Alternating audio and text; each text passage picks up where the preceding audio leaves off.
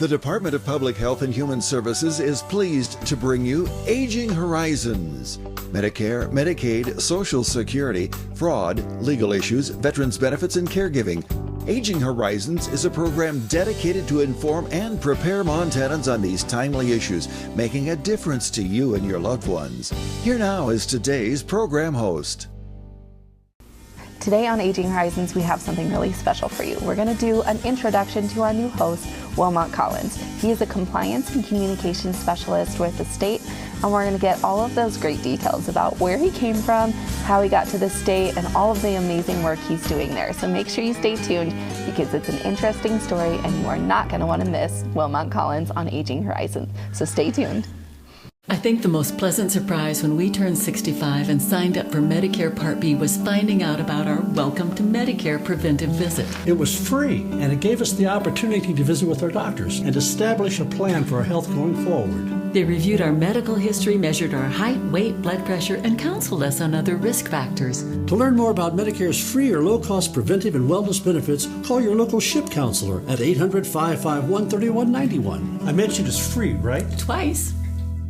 I have so many questions about power of attorney. Well, some powers of attorney are for finances and others are for healthcare decisions. A power of attorney designates an agent who would make decisions on your behalf. While making a power of attorney, you have the ability to control your agent's power. You also have the ability to decide when that POA would take effect. Wait, am I giving away all my rights? Power of attorney isn't a license to make any decision for you, just those that you've specified. Your agent should be somebody that's working in your best interest, but it should also be somebody that you would trust. What if they try to abuse their power? Protective measures like third-party accounting, secondary signatures, defined spending and gifting limits can help protect against financial exploitation. An agent's powers can always be limited by a customized power of attorney, and they can be revoked by you or the court if the power of attorney is abused. So carefully drafted estate planning documents can help ensure that your finances are monitored, but not abused. If you or someone you know is being exploited, please report to Aging Services Bureau at 844-277-9300 or the Legal Service Developer at 1-800-332-2272. This message sponsored by the DPHHS Aging Service Bureau. Medicare loses $60 million in Montana each year, $70 billion nationally. Medicare processes 4.5 million claims a day. They don't know who your doctor is, but you do. Mistakes can happen. Read your Medicare statements and call Montana Senior Medicare Patrol if you see anything unexpected.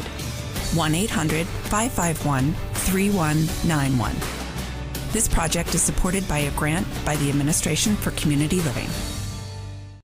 Welcome to Aging Horizons, brought to you by the Department of Public Health and Human Services. I'm your host, Katie Lovell, and today we have a fascinating show for you. We are going to be introducing you to our new host, Wilmot Collins. He is a compliance and communications specialist with DPHHS, and we're going to get all of the details about how he came to be there. Wilmot, thank you so much for joining us. Thanks for having me, and it's a pleasure to start with working with you. Wonderful. I have absolutely enjoyed working with you. I find you to be so fascinating and brilliant and wonderful. So I'd love to introduce you to Montana a little bit. Thank you. So Wilmot, tell me a little bit about how you came to be in Helena, Montana. It's a long story, but I'll give you the short version. Well, my wife was the driving force, so to speak, because she attended high school here in Helena. She graduated from Helena High School as an African exchange student. Okay. So when she graduated and went back to Liberia, where we're from, we met at the University of Liberia, and after I graduated from the University of Liberia and she graduated, we had to flee Liberia because of a brutal civil war. Sure. And when we fled into Ghana, the Republic of Ghana. And the only thing she kept saying was, we got to go back to America. We got to go to America. And then one day she said, let's go to Montana. Let's go to Montana. And then I had not heard of Montana. So I said, make up your mind. We either go to America or we go to Montana. She said, but Montana is in America. So, but eventually, Care College awarded her a full nursing scholarship to come to Montana. So that's how she came. And I had to go through the United Nations refugee process, United Nations, the U.S. government refugee process. And that took me about 2 years and 7 months to go through. So when she came. She was pregnant with our daughter. And so 2 years and 7 months later, I finally joined my family. So in a nutshell, that's how I came to Montana. What is your educational background in? I have an Associate of Arts in General Studies and a Bachelor's in Political Science and Sociology and a Master's in Human Resources Management. And I've completed my coursework for my doctorate in Forensic Psychology. I'm struggling with my dissertation right now, but I'm getting there. That is an amazing amount of work. What did you do when you came to Montana? How did you start working? It was difficult. When I got here, I didn't work for about 2 weeks, and I saw the Capitol building. You know, I was walking around town, and I saw the Capitol building, and I went in there and I saw the office of the governor and decided that I was going to meet the governor. And I went in, and the lady said, "Do you have an appointment?" And I said, "No." She said, "Would you like to make one?" I said, "Sure." So I'm writing my name down, and this gentleman comes behind me and said, "May I help you?" I said, "No, I'm here to meet the governor." He said, "Well, I'm Mark Roscoe. I am the governor." I said, "Oh." So he said, "What can I do for you?" I said, "Well, I just came from Africa 2 weeks ago, and I thought I should come and meet you." He said, "What part of Africa?" I said, "Liberia." He said, "Oh, where the slaves went?" I said, "Yeah." He said, "Come on in." And I walked in his office. He said, "So what do you do, Mr. Collins?" I pull up my resume from my pocket and hand it to him. He looked it over. He presses in a come. "Pat, would you come in?" So Pat came in, and he said, "What can we do for Mr. Collins?" And then she said, "Oh, Intermountain Children's Home is looking for a counselor. Why don't you apply and use us as your references?" I said, "Wow, I can do that?" He said, "Yes." That's amazing. So I applied, and in 2 weeks I started working. That was my first work. So you had a whole 2 weeks off before you started a lifetime career. Yes. That's pretty amazing. Yes. Did that experience with sort of open government inspire you at all to run for mayor for Helena? You know, I've always wanted to be a part of the political process, but when I came to America and didn't understand the process, I just decided, you know, maybe some things you just can't do. But then my son came up and said, "Dad, I think you can do it." I said, "I don't know how to do it." He said, "You can do it. You know more people than you think." And so, you know, we started the process, and yeah, the rest is history. That's amazing. So you have 2 children that you raised here in Helena? Well, my son and his family, my son Bliss and his family, they live in Seattle, Washington. Okay. And my daughter just got back from 10 years of Navy service overseas. And her name is Jamie, and she's looking forward to, she just took her LSAT, I think, so she wants to go to law school, so that's happening. That is wonderful. And I hear you have an adorable granddaughter. Oh my God, yes. Oh, I don't have a picture. Yes, I have. Our granddaughter turned 1 on the 23rd of December. And she is Soleil Elizabeth Collins, and she lives with her parents in Seattle, and she's doing great. I have seen a photo too. She's absolutely beautiful. She is. She's a gorgeous one. Wonderful. Well, when we get back, I want to talk a little bit about what you do for the state. You bet. All right, so make sure you stay tuned. We've gotten some fascinating background, but you'll want to hear more about what Wilmot does at the state of Montana. So stay tuned to Aging Horizons.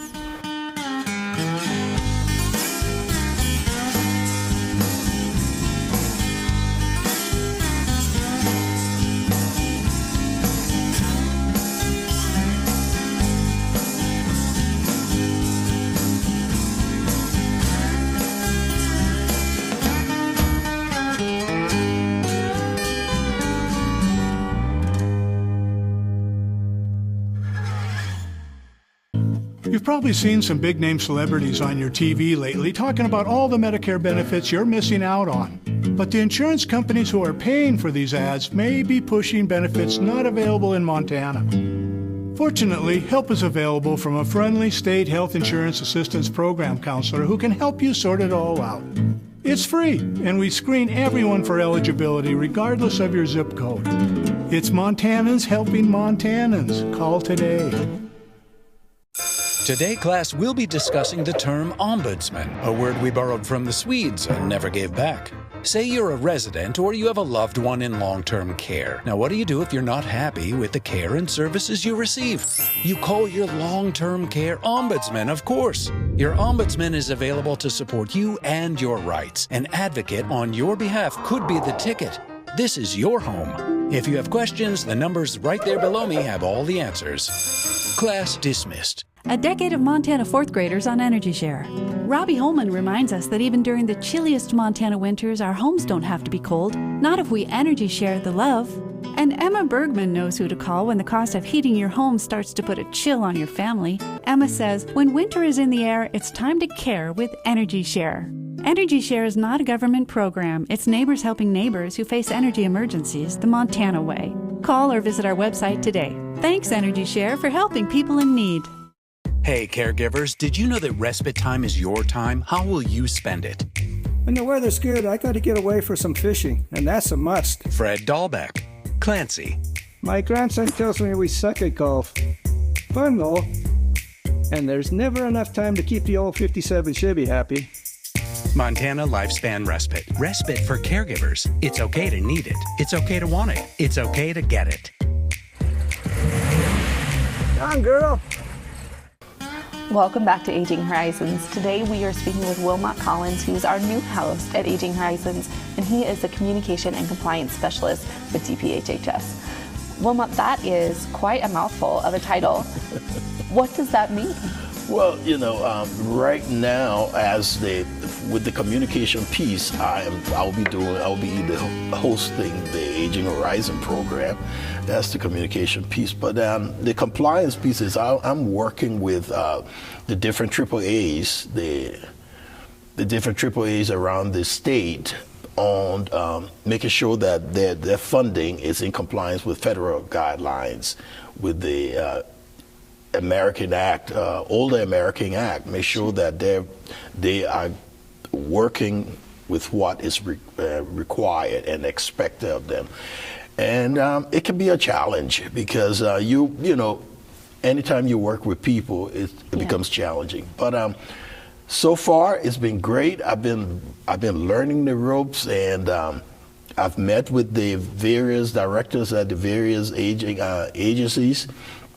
And everybody seems excited because this is a new position, and so we're also tailoring it as we go along. So, yeah.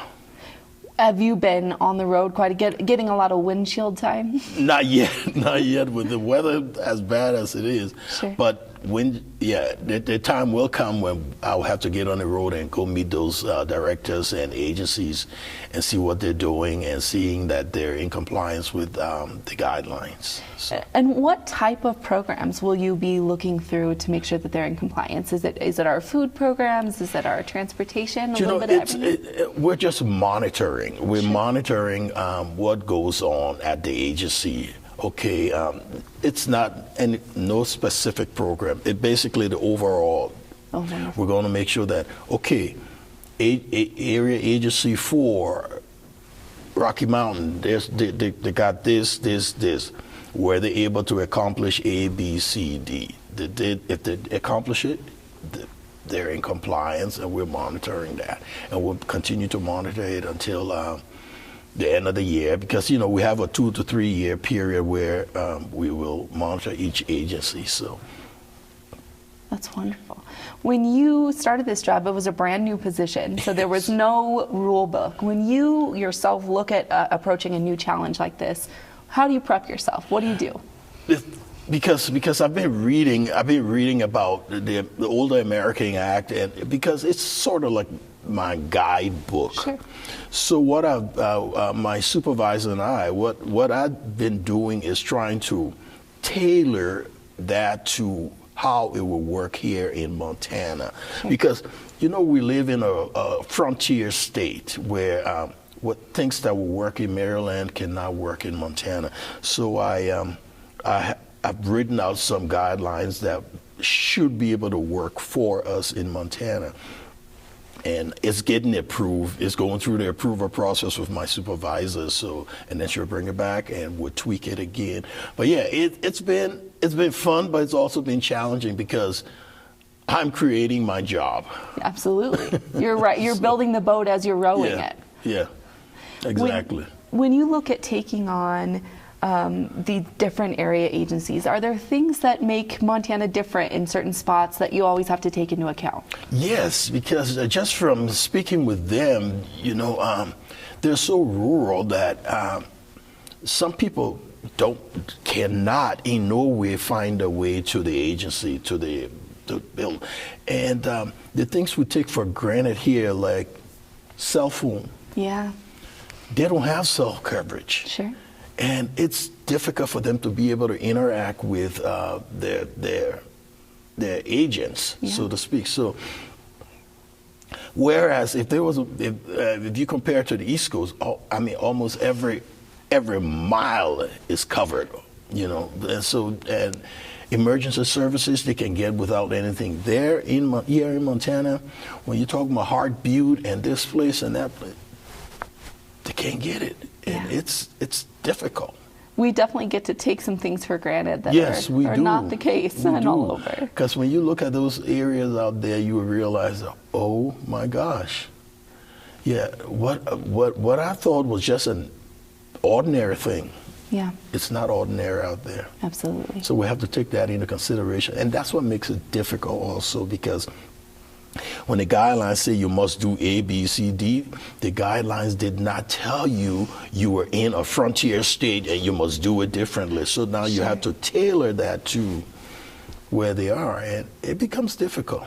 And how will your position work with Montana's tribal communities and our senior centers and programs that are existing on reservation communities? Most of the area agencies that are out there some of them are reservation, and I will definitely be contacting them and working with them also.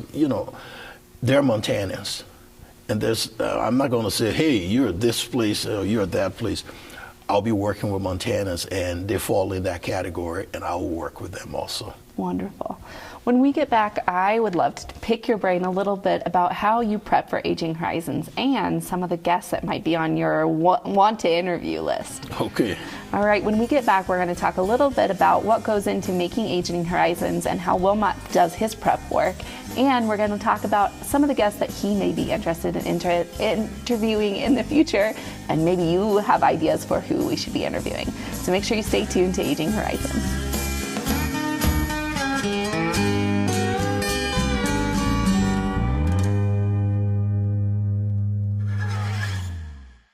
With as many as 1 in 10 Americans at risk for Alzheimer's or some other form of dementia, chances are someone you know and love will receive that diagnosis. When that happens, you may well feel devastated, but know that you are not alone. Help is available.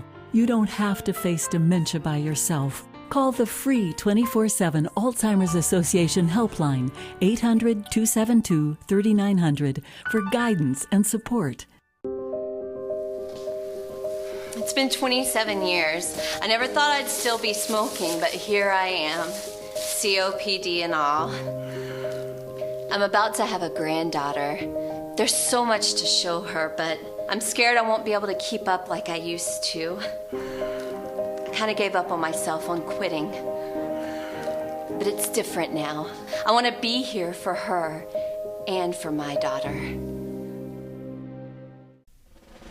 Every generation produces heroes, men and women who step forward to defend our country in time of need, no matter the personal cost to themselves. And though we can never fully repay them, we can make sure they have access to low-cost, long-term care when they need it. That's what Montana's Veterans Homes are all about. If you've got a hero in need in your family, call us. We can help. Sergeant Jones. Please respond. I was separated from my squad. Requesting backup. Anyone? Please respond. I'm all alone here.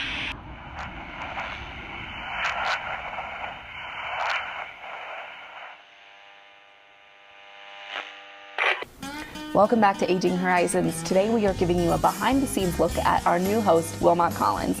Wilmot, thank you so much again for letting me interview you. One of the things I always find difficult about this show is how do you prep for it? How do you get ready to interview a new guest? You know, it's crazy because I'm thinking, okay, this is what I'm going to do. And then I will call the guest up or email the guest and say, hey, what are the areas you'll be discussing? And then I would try to, like yesterday, when I didn't get any information from the guests, I had to go on the website. And I'm struggling trying to find information on the website and tailor questions around the vision and the mission and the work to do and all of that.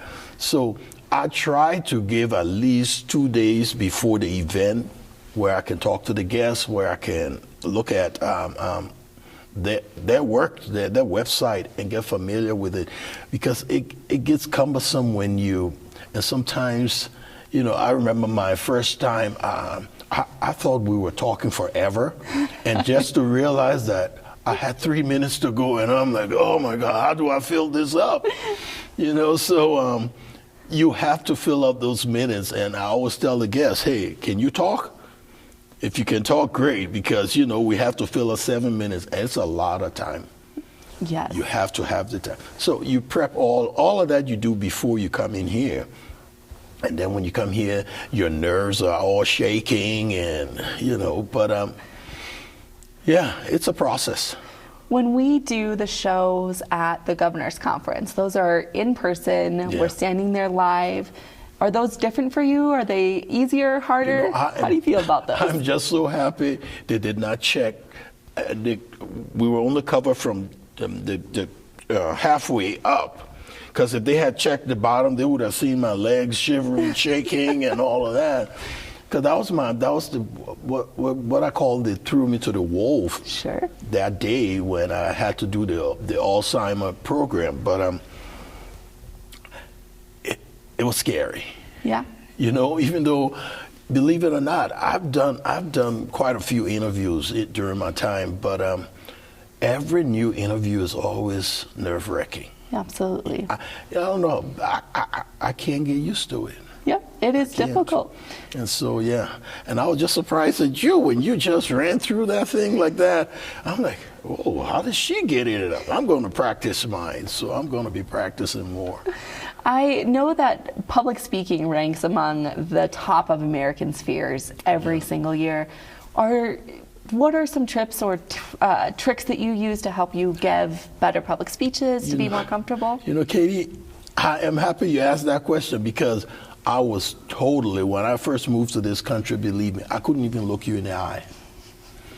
I was so afraid, and I asked the same question to a buddy of mine. He said, why don't you join Toastmasters? Oh, sure. And believe it or not, the next 15 years I was in Toastmasters. Wonderful. I joined Toastmasters, and Toastmasters actually guide you into how to do public speaking.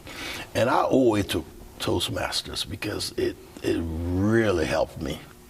Yeah. Those impromptu speeches, and, you know, and we can't be saying ums and ahs and all. It's helped. It's definitely a nerve-wracking experience, and like you said, every single interview is a little bit different. It is. It's very different, and it's scary. Yeah. You know, because you know that there'll be lots of people watching you. There'll be lots of people criticizing. There'll be lots of people happy that you are on. You know, like when I went to church, one of my church members came walking up to you. I saw you this morning, and she said, "You're a pretty busy guy." I said, "Oh, thanks." She said, because I had to give the message in church that day. And so she said, "This morning you were on TV, and today you're giving the message." I said, "Oh, no, the show was pre-recorded. I can't run from there to here, you know." But that's the kind of thing. So, you know, when you're presenting, you got to be careful. You want to be on your game. Sure. Because you know people are watching. One of the things that I love so much about Aging Horizons is how we get to bring so much important information to folks. Yeah. Who is on your list of people that you hope to get to interview while you're here? You know, I hear the director for the department is a pretty interesting guy. Yeah, he would be. And I am thinking about, you know, asking him to come on and just tell us about what's happening in his neck of the woods. That'd be wonderful. Yeah. Yeah.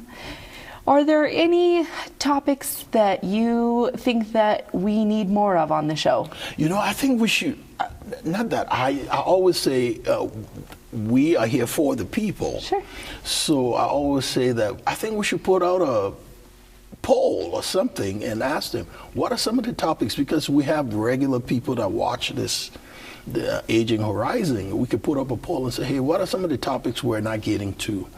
And you tell us what you want to hear, and then we try to present that to you. So wonderful. I think that's an idea we could use because it's about them. Absolutely. Yeah, and you know, we're just the deliverers.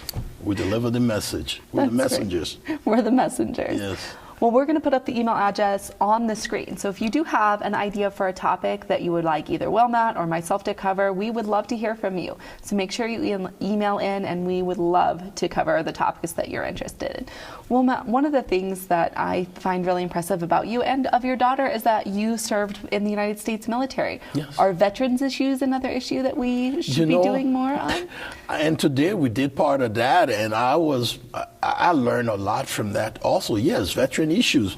Yeah, my wife also served, and so yeah, she was an Army nurse, and so she's Army. My daughter's Navy, and I did Army and Navy, so I'm right in the middle of both of them. So you can referee the competitions there. Whenever there's an Army and Navy game going on, I tell them, hey, whoever wins, I win. That's right. You're always the winner at that game. So yeah, veteran issues would be great because, you know, especially when veterans come off active duty and trying to assimilate into the community and into the reserves, those kind of things we need to bring up. And so I would hope that topic would be a topic for our show. Wonderful. One last question for you. Do you have a favorite spot in Montana, a favorite view, a favorite road, anything like that? You know, I don't go there often, but going up Mount Helena. Yeah. Oh man. And you just watch the whole valley. Yeah. It's breathtaking. Absolutely. I love Mount Helena. Well, Wilmot, thank you so much for being with us today. Thank you for letting me ask you all sorts of questions. It's been wonderful working with you. No. And thank you for staying tuned to Aging Horizons. I hope you learned some really wonderful things about Wilmot, and make sure you email us if you have any ideas for shows that you'd like to see in the future. Thank you so much. I'm your host, Katie Lovell, and this has been Aging Horizons, brought to you by the Department of Public Health and Human Services.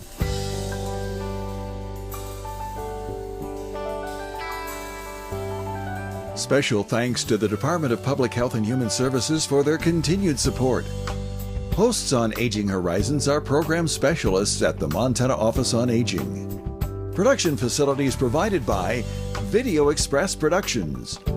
For more information about Aging Horizons, call the Department of Public Health and Human Services toll-free at 800-332-2272.